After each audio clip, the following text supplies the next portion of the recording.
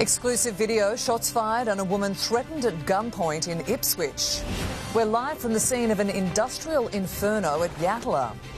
A truck crashes into train power lines, sparking southeast commuter chaos. Your inside look at a major cross-border operation fighting youth crime. Plus, revolutionary home security system stopping thieves in their tracks. The US election race too close to call in the final sprint to the finish. The growing threat facing Queensland Posties. And the Melbourne Cup horses with a special Queensland connection. This is 9 News Queensland with Melissa Downs. Good evening. We begin tonight with exclusive video just into the newsroom of a gunman threatening a woman on an Ipswich street in broad daylight. Let's go straight to crime reporter Bailey Kenzie. Bailey, what more do we know? Well, Melissa, this video is really confronting. Police say this all unfolded around midday today at Alexandra Street at Brassel. We'll take you straight to that video now. You can see a man who we understand to be the resident at that address. He is wielding a gun and pointing it towards the woman, making threats towards her. A verbal altercation broke out between the pair before things turned physical. You can see the two people wrestling over what appears to be a bag before things escalate, and he points that gun towards her head. Now, police tell us that they received reports of several shots being fired into the air before the gunman was found in nearby bushland and arrested. Still tonight, as we go to air, police have only been able to provide us with limited details. We don't yet know what the pair's relationship is, whether the man threatened other residents or whether the gun has been located. He's got a gun. He's holding it to my head. And Melissa, as we go to air tonight, no charges have been laid. Bailey, thank you.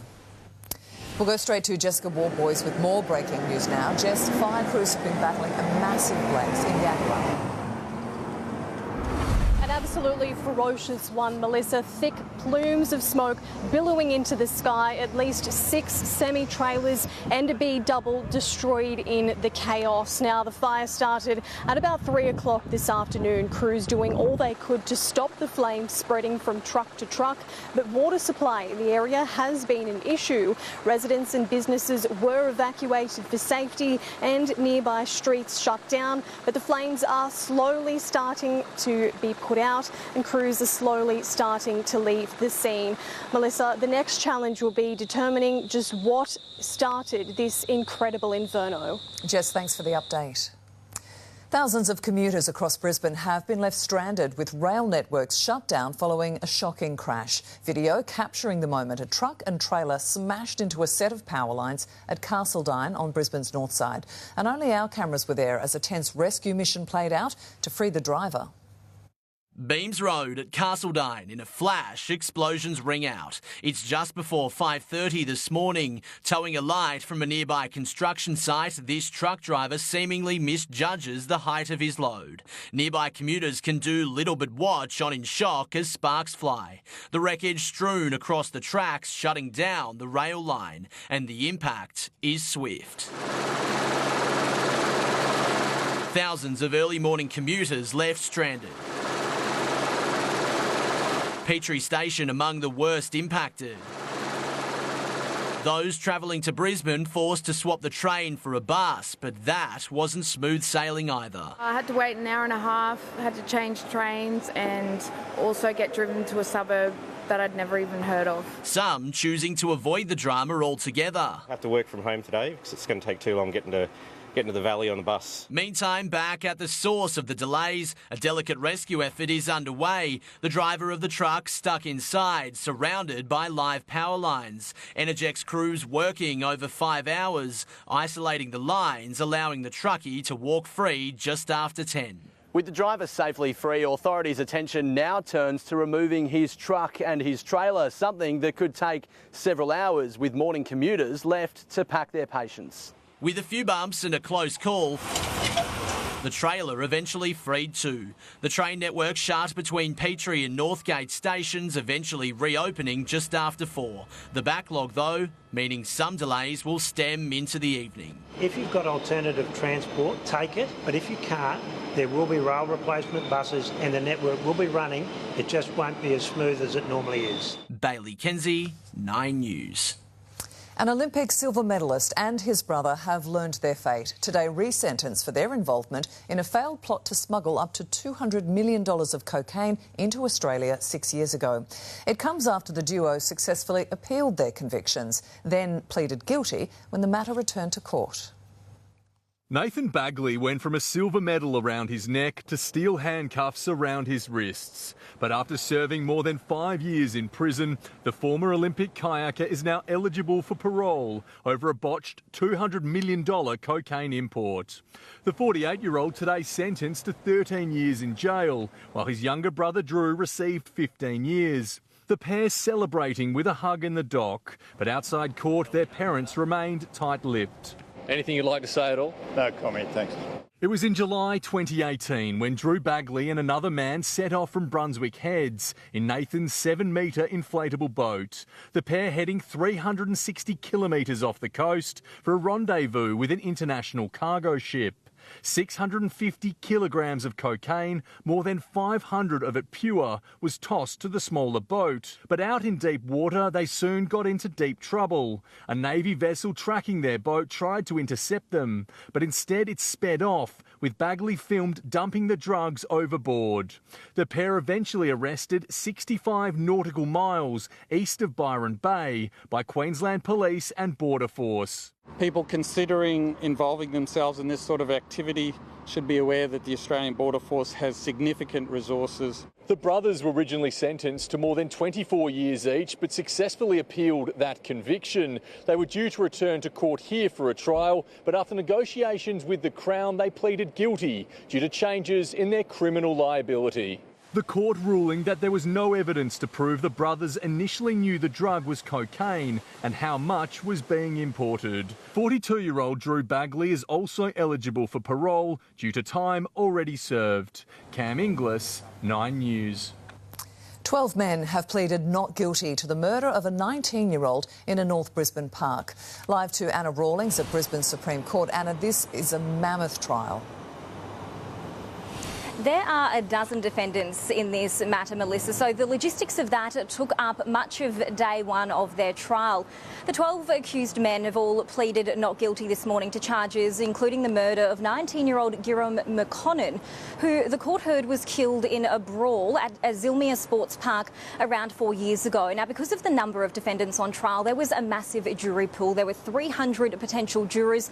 It took hours for them to be whittled down and that final jury to be finalised and sworn in. Now, all of that played out across multiple courtrooms. The main courtroom has been reconfigured to fit all the defendants and their lawyers in front of the judge and jury. There are also separate courtrooms for the families of the accused and the victim to watch. Now, we have heard that this trial could take up to 5 weeks and hear from dozens of witnesses. Melissa, the prosecution is expected to start its opening statement tomorrow, and it's not all going to play out inside the court precinct. Those jurors were told that at some point they will be personally taken out to Zilmere to view the site of that fatal brawl. Thanks, Anna. In less than 24 hours until Election Day in the United States, and if most polls are to be believed, it's still anyone's race. Today, it was a tale of two campaigns, a former president with a flashy flyover and a vice president delivering a message of faith. This is campaigning in a way only Donald Trump knows how. It's coming across the sky. A flyby before flying into a new storm. To get me, somebody would have to shoot through the fake news. And I don't mind that so much. A dark closing argument in a 3-state blitz, speeches filled with unproven election claims. Every rally last night, you don't have any seats that are empty. He was caught out on crowd sizes. Today, you missed a beauty. Today, he issued a new warning if he wins. It's going to be so much fun. It'll be nasty a little bit at times, and maybe at the beginning in particular. Most polls indicate this race is still too close to call. There are long lines and more than 74 million people have voted already. My ballot is on its way to California, and I'm going to trust the system that it will arrive there. At Sunday service in Battleground, Michigan, Kamala Harris was praying Americans backed her. I see a nation determined to turn the page on hatred and division. Leaning on past presidents for campaign support. We are ready for a president, Kamala Harris. before issuing her penultimate rallying cry in front of university students. Our campaign has not been about being against something, it is about being for something. Kamala Harris has had just over 100 days to run this campaign, but in a matter of hours, she could shatter America's highest glass ceiling and become this country's first female president. Donald Trump could also make history, the first convicted felon to be Commander-in-Chief. I mean, extremely about Donald Trump. I'm scared of him being president. She's here for us and she is leading for us. Kamala Harris will end her campaign with Lady Gaga, Oprah Winfrey and Ricky Martin. Donald Trump does things solo.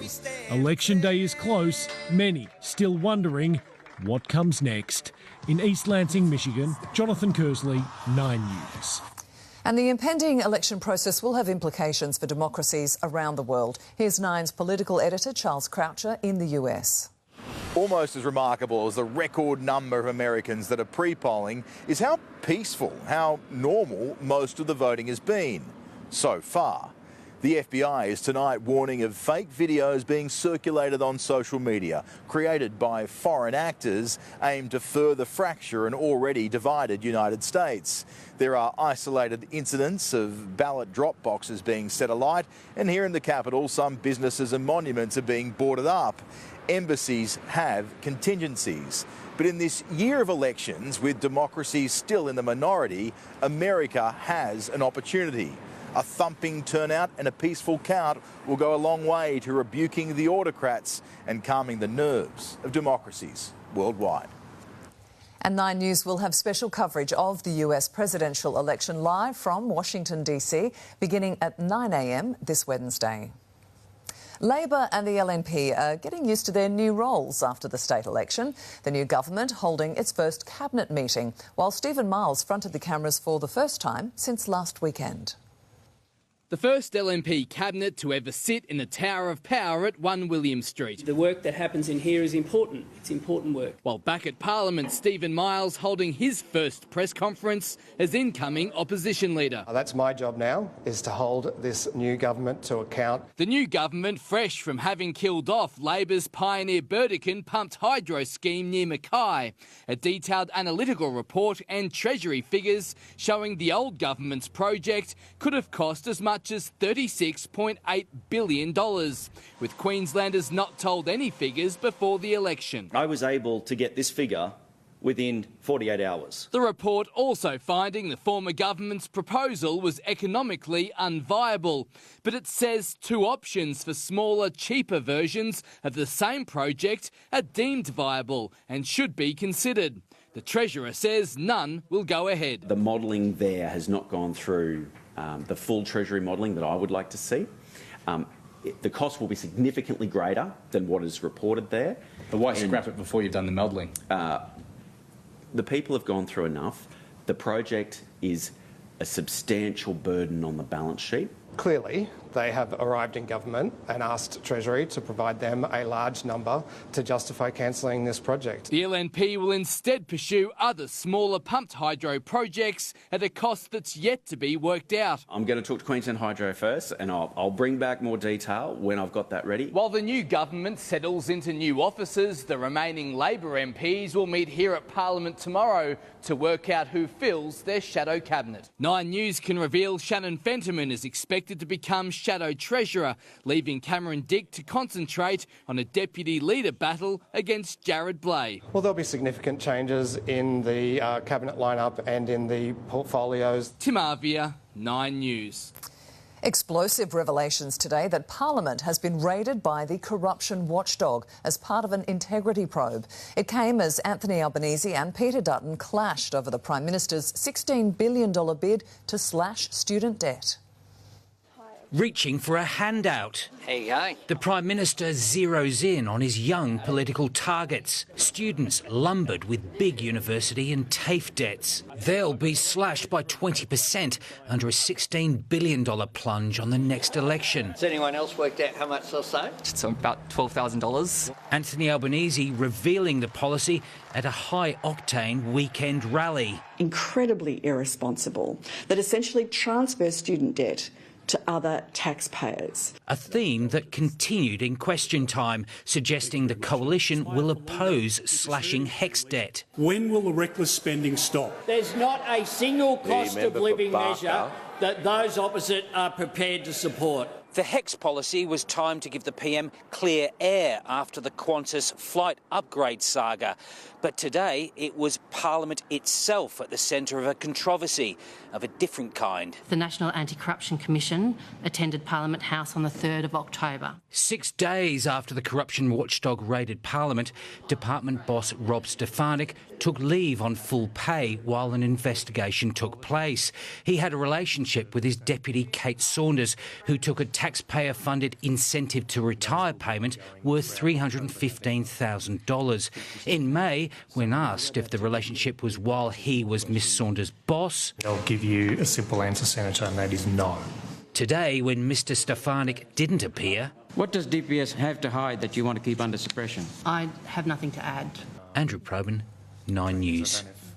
Tomorrow's Melbourne Cup won't be the only event stopping the nation, with the Reserve Bank to make its call on interest rates. And while millions are hoping a cut is drawing closer, the odds of that are drifting. Here's finance editor Chris Kohler.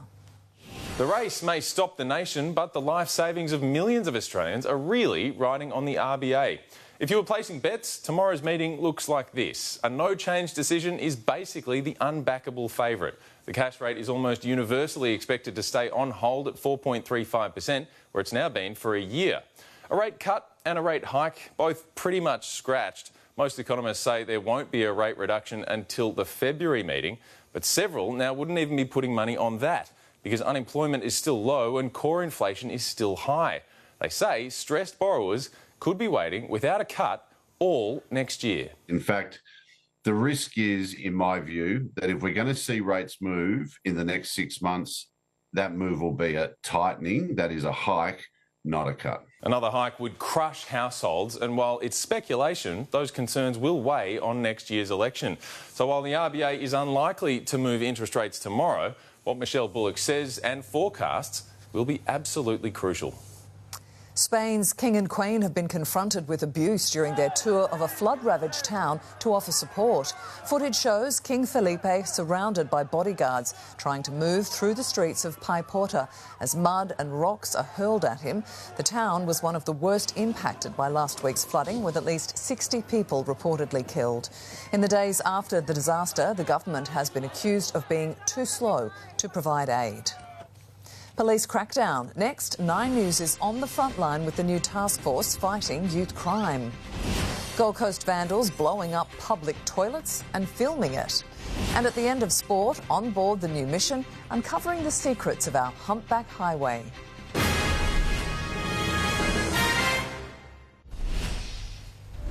A bizarre act of vandalism on the Gold Coast, a firecracker tossed into a public toilet in Labrador. The culprit filming as they caused the blast, shattering the ceramic bowl. The video was posted anonymously to a social media group. A Queensland family has relived the moment their teenage son was held captive in a terrifying home invasion. Just one of more than 1,000 offences committed in the Gundawindi region in the past 12 months. But police are fighting back, deploying extra officers to the border community. 9 News was given exclusive behind-the-scenes access to the operation.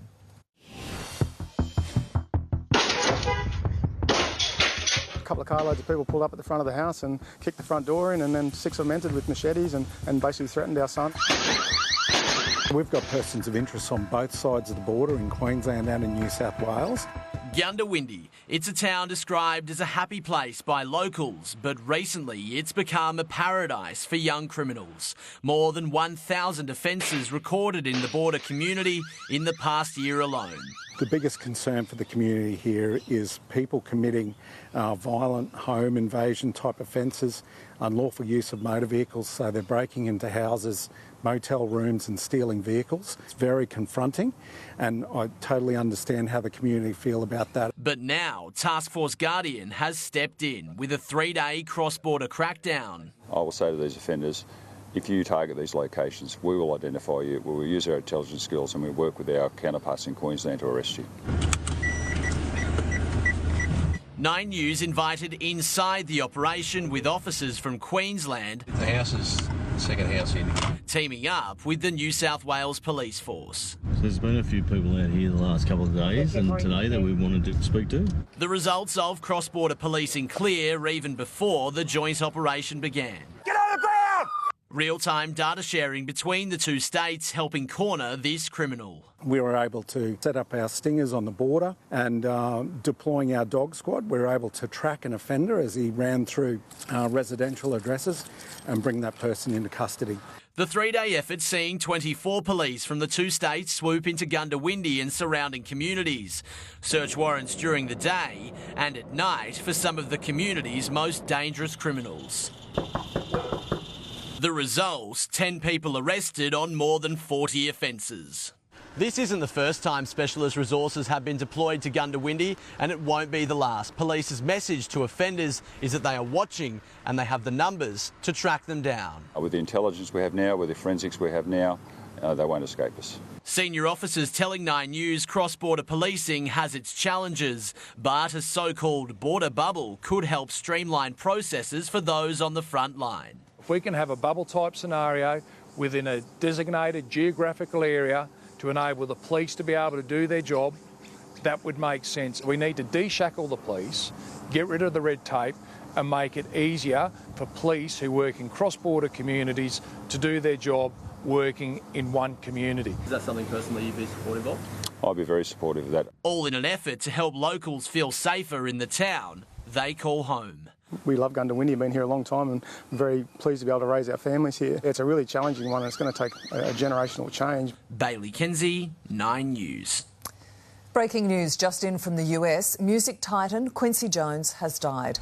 The legendary producer's legacy ranges from producing Michael Jackson's historic Thriller album to collaborating with Frank Sinatra, Ray Charles and hundreds of other artists. Jones' publicist releasing a statement saying he died at his home on Sunday night, surrounded by his family.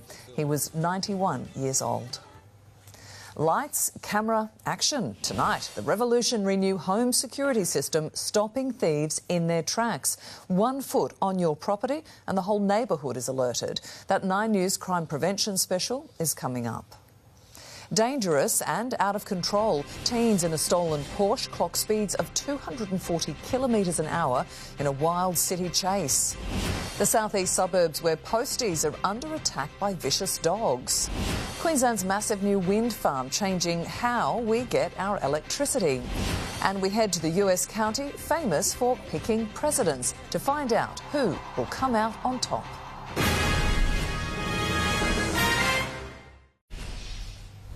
Six teenagers have been arrested following a wild pursuit on a Melbourne freeway. Police spotting the group crammed inside an allegedly stolen Porsche around 5 a.m, clocking speeds of 240 kilometres an hour. Officers deployed tyre spikes to bring the pursuit to a halt. The accused 16-year-old driver was on bail at the time, while his 5 co-accused are tonight already back in the community. Australia Post is calling on councils to crack down on dangerous dogs after a spike in the number of attacks on posties. There are more attacks in Queensland than any other state, with hundreds of incidents reported in just the last few months alone. A package delivery on the Gold Coast with extra bite. Another postie on another day is knocked to the ground and mauled. I think a lot of the problem is people think that their dog's safe and they don't understand that dogs are naturally wired to protect their territory. Sometimes it's quick, other times a near miss. Some posties end up with serious injuries. Every day across the country, up to 10 dog-related incidents are being reported.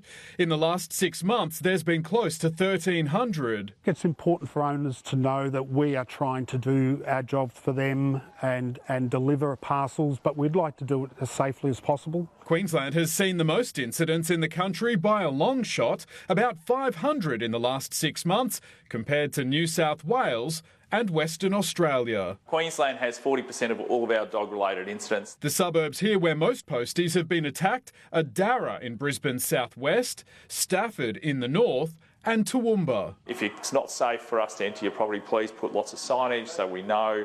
You can sign up for a free parcel locker in your area so we don't have to deliver to your property. Australia Post is calling on councils to do more enforcement to prevent these attacks, while the Local Government Association of Queensland wants the state government to introduce stricter penalties on irresponsible dog owners, particularly repeat offenders. The warning comes ahead of the busiest period of the year involving November sales and Christmas. Almost 100 million items were sent during the peak last year. Homes with a dog known to be dangerous are logged on an Australia Post database. Josh Bavis, 9 News.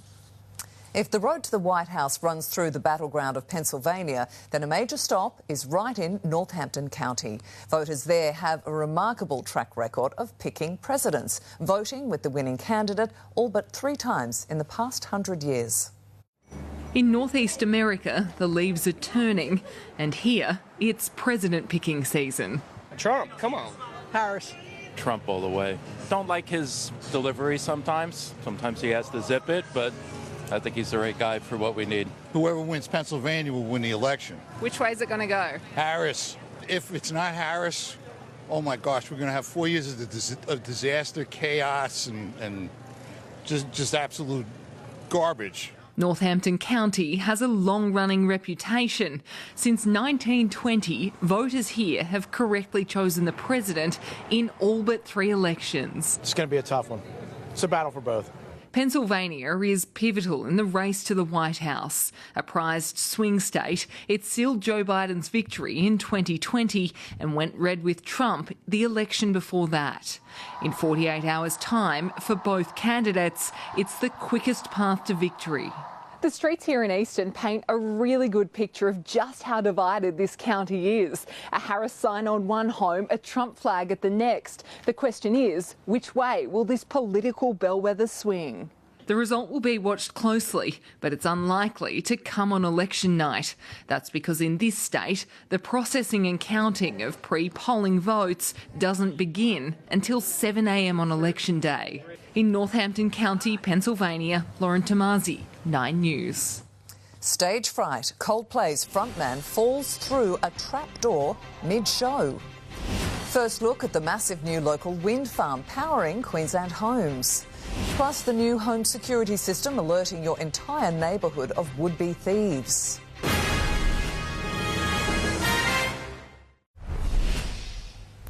To finance now, Westpac has announced a multi-billion-dollar profit, and overseas, the world's most famous share market guru is dumping shares. Here's Chris Kohler.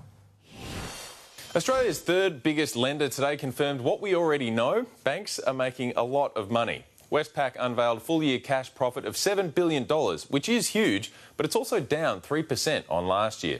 The bank increased its cash buyback and announced a bigger dividend to keep shareholders happy today. The ASX rose slightly, with Telstra and Qantas helping push the index higher. And the Aussie dollar was also a little higher today, ahead of tomorrow's Reserve Bank decision, buying 66 US cents. And with the US election on Wednesday, financial markets are trying to figure out what to do. This is what Warren Buffett has been doing, selling shares and heading to the sidelines. Berkshire Hathaway's cash pile topped $300 billion for the first time ever. That is a clear sign the man often considered the best investor of all time thinks share markets will soon fall. Checking fuel prices, and the average for unleaded in Brisbane is $1.99. Diesel is $1.80. The average for unleaded on the Gold Coast is $1.90. The RACQ says motorists should avoid filling the tank as prices are high. In the heart of central Queensland, one of the country's largest wind farms is picking up speed. Claire Todd-Hunter went along for an exclusive tour of the site that will soon power hundreds of thousands of homes across the state. A major milestone for a major clean energy project. We've already completed 50% of the project that will add over 20% of Queensland's energy requirements. Stage 1 of Squadron Energy's 450-megawatt Clark Creek wind farm powering ahead, 150 kilometres northwest of Rockhampton, marking the installation of its 50th wind turbine.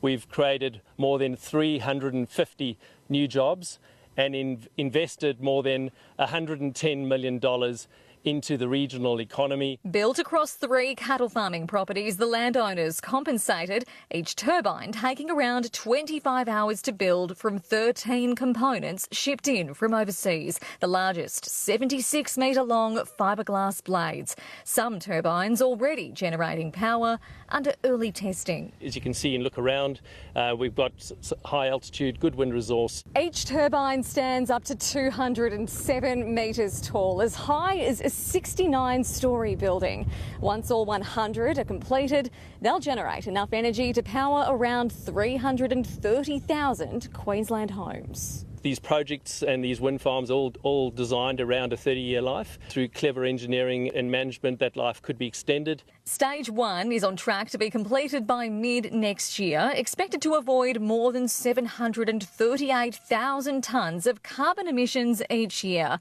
Around another 90 turbines to be installed under Stage 2, pending approvals. Based on the current course and speed, that's something like the next 12 to 18 months. Claire Todd-Hunter, 9 News. Coldplay's run of shows in Melbourne finished on something of a downer, with Chris Martin plunging through a stage trapdoor during the final show in town. But as they say, the show must go on, and the effervescent singer bounced back to his very best. Watching the drama unfold with a rare public appearance was John Farnham, who the band honoured with their own version of The Voice. A star Bronco reports for training early. Queensland's linked to the Melbourne Cup, the owners who'll be trackside. At the end of sport, on board the mission to better protect our gentle giants. And it was a hot one across our entire state, with temperatures set to soar, reaching the mid-40s for outback Queensland for most of the week. Brisbane low to mid-30s, even high 30s for our western suburbs. All the details in your forecast.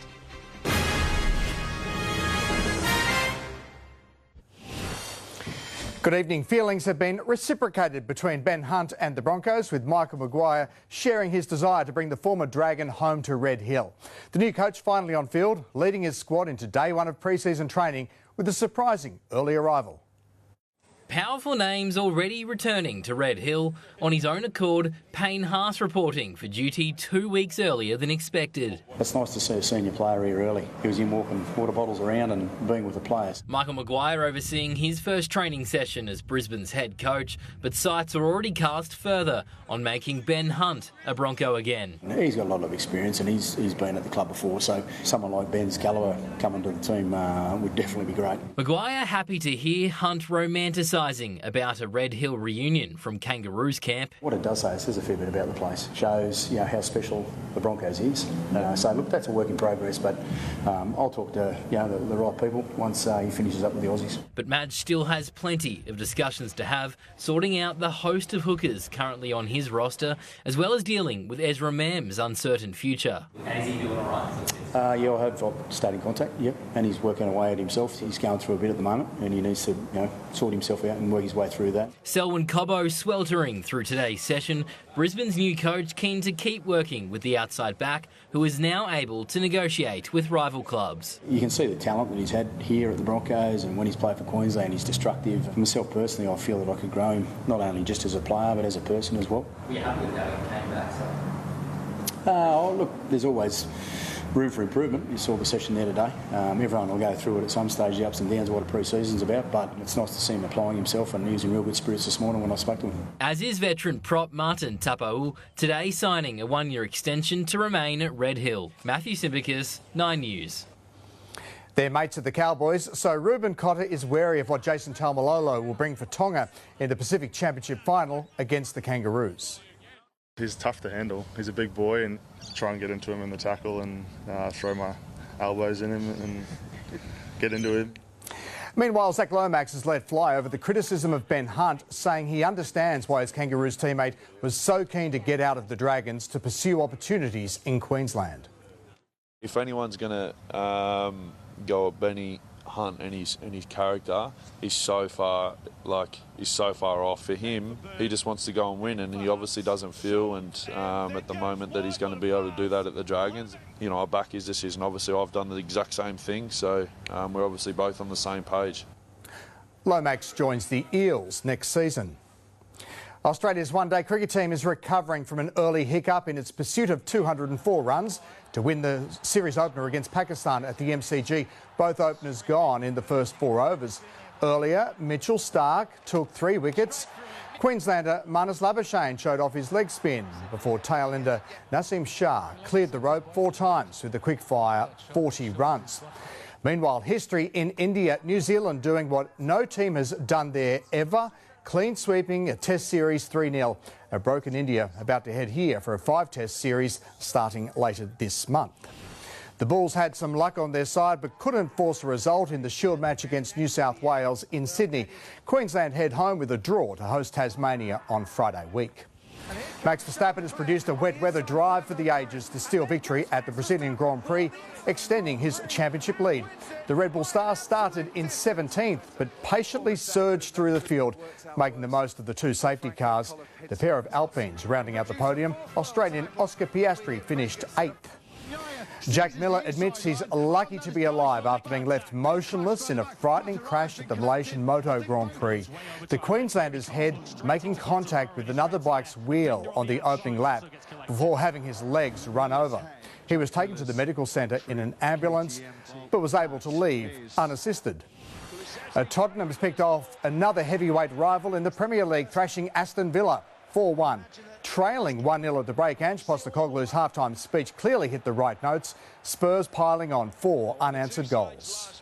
We've got extra gears in us, we'll keep going, and it's up to other teams to kind of hold on and try and match us in that area.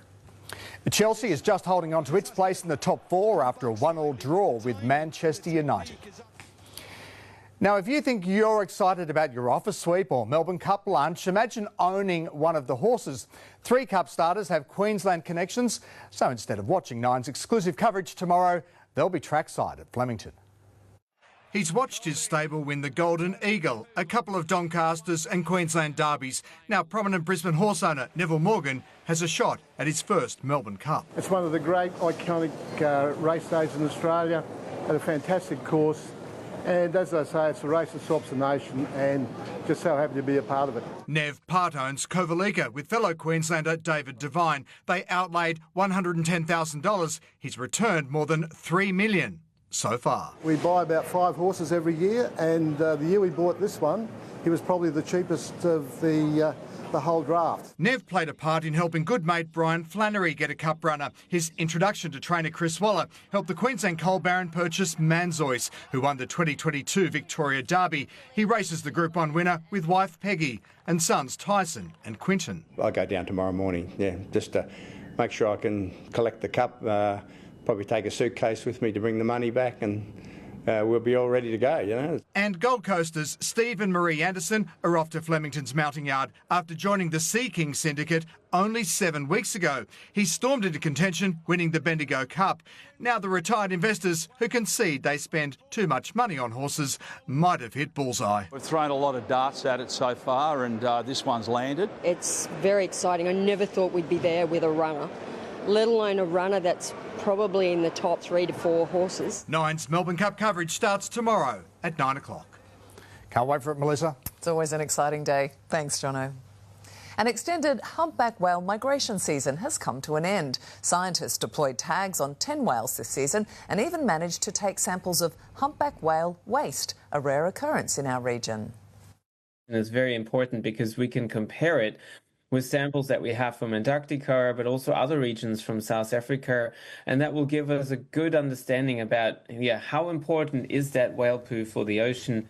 4 whales had to be freed from shark nets on our coastline. The mammals now continuing their migration towards Antarctica.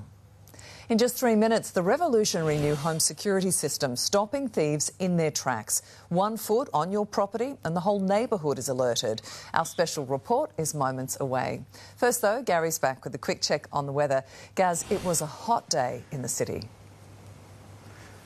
It certainly was, Melissa. In fact, it will be the coolest day, though, this week. The coast being saved by the northeast sea breeze, but temperatures are set to soar across our entire state. Your full forecast up next.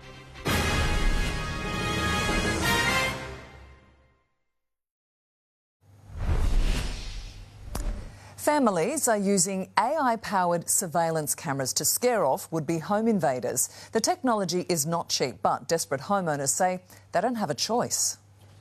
Masked and up to no good, but these wannabe intruders are about to get a fright of their own. Get the hell out of there. In a sad sign of the times, high-tech security cameras are becoming an expensive necessity for some, especially considering aggravated burglaries from young offenders have surged by close to 1,000% since 2015. People have been investing in their security systems before even they purchase furniture for themselves. Nicholas Kaskanis from Vale spent $2,500 to install an 8-camera setup from Dawa Technology after an incident at his home. Private land, no entry. The 24/7 colour cameras specialise in what's called active deterrence. AI detects potential offenders and then blasts them. Danger is on. Keep away. They're basically going to move on to the next house where it's a lot easier to get into. Users can also confront the potential intruders over the speaker system. You have the capabilities of actually interacting, if you like, or tell them to get the hell out of your particular area. Yes, the system could help scare off criminals, but could the alarm also be triggered by a wandering cat or possum? Answer, no. The technology is only supposed to pick up vehicles or humans on the property. If there's something else, it will ignore it. Customers pay the price for this level of surveillance. You can find cheaper and still effective DIY security tech at stores like Bunnings and JB Hi-Fi. But for Nicholas, the financial outlay was worth it. I'm just so much more relaxed and comfortable in the house. Reid Butler, 9 News. Time now for your full weather forecast with Garry Youngberry. Gaz, it sounds like we're in for a heat wave this week. Absolutely, Melissa. A low-intensity heat wave for Brisbane and southeast Queensland, courtesy of the sea breeze, but the outback, still 41 degrees right now in Birdsville, 44 there tomorrow, 45 on Wednesday. But for the southeast corner, we could see some late showers and storms tomorrow. We currently have a little bit of lightning and storm activity south of the border. It's visible from the Gold Coast, while in the next 30 minutes or so, around Stanthorpe, the Granite Belt could see just a few weaker storms or showers, but definitely in the forecast for your Tuesday afternoon. Let's have a look at temperatures today across southeast Queensland, and they were well above average. High 20s for the coast and bayside suburbs. We reached in the mid-30s inland today. A top of 36 degrees recorded at Oakey and Gatton, and it's set to go higher. 35 in Ipswich, 34 in Bow Desert and Warwick, 30 in the city, 29 for the Gold and Sunshine Coast. The weather map, a surface trough will trigger showers and storms for northeast New South Wales and southeast Queensland later in the day. Low pressure will generate showers and storms over South Oz. Isolated showers and storms for parts of northern Australia. Capitals, a shower or two, Perth and Adelaide. Sunny and warm Melbourne tomorrow for Cup Day. Partly cloudy and warm in Canberra. A possible shower for Sydney in 23. Alice Springs 41 degrees. Now Queensland, a little cloud Cairns. Sunny, low 30s. Townsville, Mackay, Rocky, Gladstone and Bundaberg. Sunny and low 30s for Maryborough and Gympie with a chance of a late shower. Sunny and hot inland. Low 40s. Mount Isa, Longreach, Roma 39 with the chance of a late storm. Southeast Queensland, partly cloudy tomorrow. Best chance of a shower and storm will be inland for the afternoon. Light to moderate northeasterlies. Daytime temperatures low 30s for the coast before the sea breeze kicks in. Hot inland, temperatures in the mid-30s. Moreton Bay, northerly winds 15 to 20 knots. The sea's 1 to 1.5 metres. So Brizzy for Cup Day, partly cloudy. It'll be hot, strengthening northeasterlies, potentially fueling a late shower and storm. High of 32 degrees. Your outlook, partly cloudy Wednesday, 31. Sunny Thursday, 32. Sunny Friday, 34 for the city with a chance of a late storm. Cloudy Saturday, but still 30 degrees. Ipswich, a hot week. Temperatures into the high 30s. Friday, the scorcher, 38 with a possible late storm. Goldie, partly cloudy Wednesday, 30. Sunny Thursday, 31. Friday, 32. Cloudy Saturday and 27. Sunshine Coast, sunny and warm on Wednesday, Thursday with low 30s. Friday, the hot day, 33. A little cloud on Saturday and 30 degrees. A shower or two on Sunday. We could see a little bit of rain for next week, but this week, scorching temperatures our way. Melissa. We're ready for it, Garry. Thank you. And that is 9 News Queensland for this evening. Ali Langdon is next with a current affair, and I'll have updates through the evening. Thanks for your company from all of us. Good night.